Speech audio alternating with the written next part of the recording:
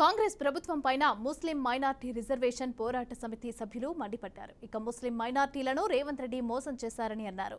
ముస్లిం మైనార్టీలకు రేవంత్ రెడ్డి ప్రభుత్వం బడ్జెట్లో గాడిద గుడ్డు ఇచ్చిందని ఎద్దేవా చేశారు. ఇక కాంగ్రెస్ పార్టీ ఒక్క ముస్లింకు కూడా ఎమ్మెల్సీ పదవి ఇవ్వలేదని విమర్శించారు.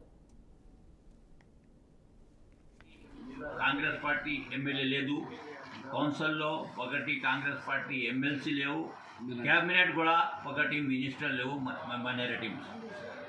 బడ్జెట్లో మాకు ఏం రేవంత్ రెడ్డి గారు ఏం ఇచ్చలేదు. గాడిద గుడ్డులు ఇచ్చిన ముస్లిం మైనారిటీకి చాలా మోసం చేసిన రేవంత్ రెడ్డి.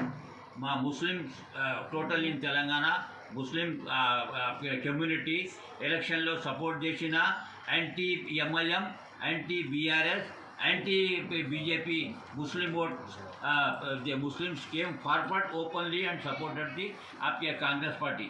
कांग्रेस आरू ग्यारंटी इच्छिना ओके सरे ग्यारंटी కానీ ప్రాక్టికల్లో రేవంత్ రెడ్డి గారు నాకు మోసం చేస్తున్నారు. మినిస్టర్ లేవు, 8 మంత్ అయింది, టోటల్ 8 months ఇస్ పాస్. 8 monthsలో ఏం మైనారిటీ. ఇది సెంట్రల్ గవర్నమెంట్లో ఒక మైనారిటీ మినిస్టర్ లేదు. ప్రెస్ కాన్ఫరెన్స్లో మేము మా డిమాండ్ ఏంటంటే ఈ రేవంత్ రెడ్డి గవర్నమెంట్కి, ఈ కాంగ్రెస్ గవర్నమెంట్కి మా డిమాండ్ ఏంటంటే ఇమ్మీడియట్ ఒక మైనారిటీకి, ఒక ముస్లిం మైనారిటీకి ఇమ్మీడియట్ ఒక మినిస్టర్ ఇవ్వాలి. మా వెల్ఫేర్ కోసం మినిస్టర్స్ కంపల్సరీ. పాత టైంలో తెలంగాణ ఏర్పడిన తర్వాత కేసీఆర్ ఒక డిప్యూటీ సీఎం ఇచ్చిన తర్వాత హోమ్ మినిస్టర్ ఇచ్చిన ఒక మైనారిటీకి.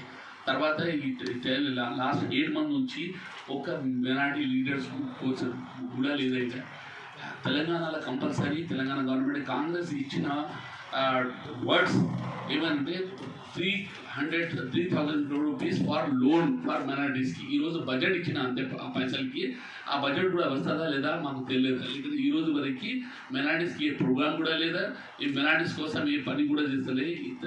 ఆల్రెడీ అనిసుల్ గుర్బా ఒక మంచి బిల్డింగ్, కేసీఆర్ కట్టిన బిల్డింగ్